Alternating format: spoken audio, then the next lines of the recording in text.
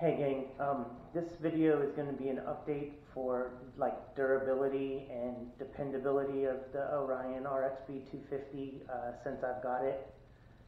I got it back in October and now it's going to be March tomorrow when I go out again. I've been able to ride approximately 2 times every month in that time frame, and I've got approximately between 8 and 10 hours of ride time on it now. The only thing I can really report that has broke have been bolts.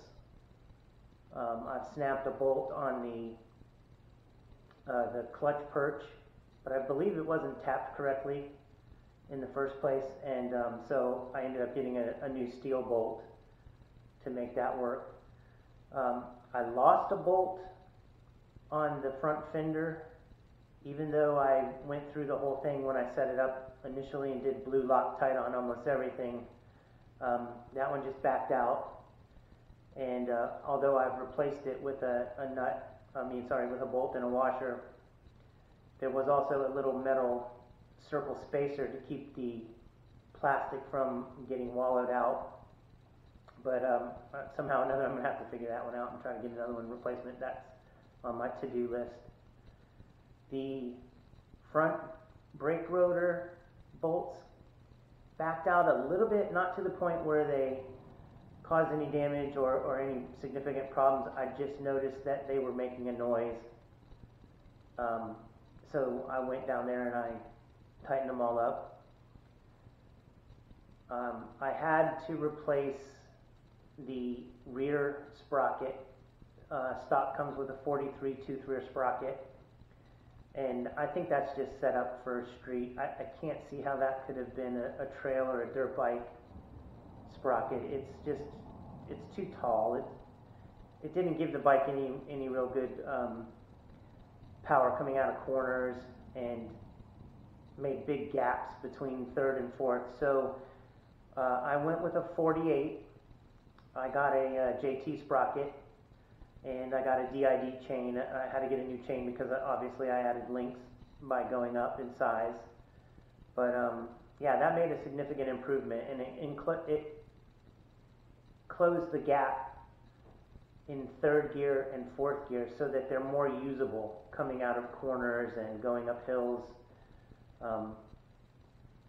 Just a overall recommend that. I would even say you could do a 50. I'm also thinking about getting a 50 just to try it, to see if that would be even better.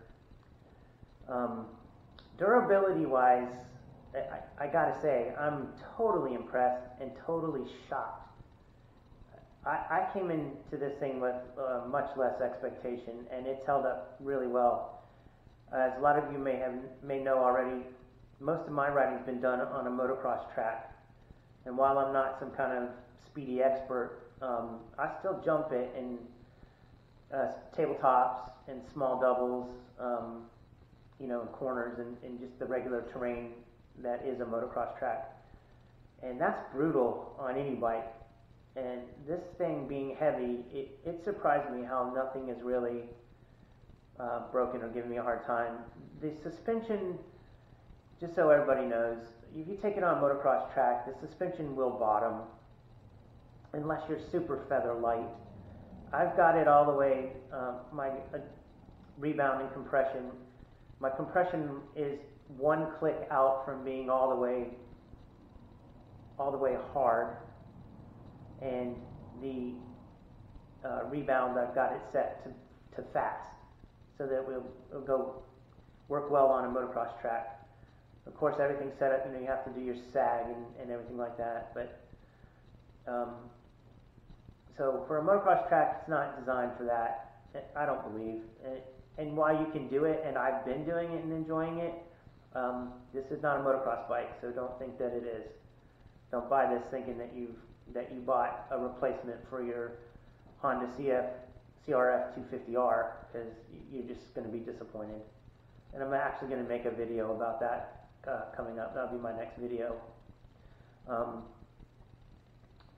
So durability, it's been great so far. I have no problems. I would say change your oil, change your fluids. Like everybody knows maintenance matters. I make sure that I greased up my rear linkage also. I know a lot of people probably don't have the knowledge to do that, but if you do know somebody that can, or you have the knowledge, they were super dry from the factory, and I greased mine up initially, but I've done it one time since then too. And I would also say that there's braces underneath the radiator shrouds here, and if you have a tip over, they're like spaghetti noodle strong. They're not strong at all. I had 2 tip overs, and I've had to take off the plastic, get to the metal frame underneath, and then remove it and straighten it back out so that it has a decent look. It obviously messed up the front louvers too, but I've got them in there with some zip ties, and I put another bolt in it just to get them in there stronger. But I don't look at stuff like that as being a negative. It's just part of, you got a China bike. These things are going to need a little bit more TLC, I would say, I guess. You just have to go over everything and make sure you do things like just a once-over. If you're going to go up for a track day or a ride day, do a once-over of all your bolts, and make sure you check your spokes and any, make sure you got good play in your throttle. Just kind of your basic maintenance. I mean, other people have done videos that are much better than me, but about telling you about those kind of things. So, anyways, just wanted to get this one out here, saying again, repeat, the durability has been awesome. I've broken nothing.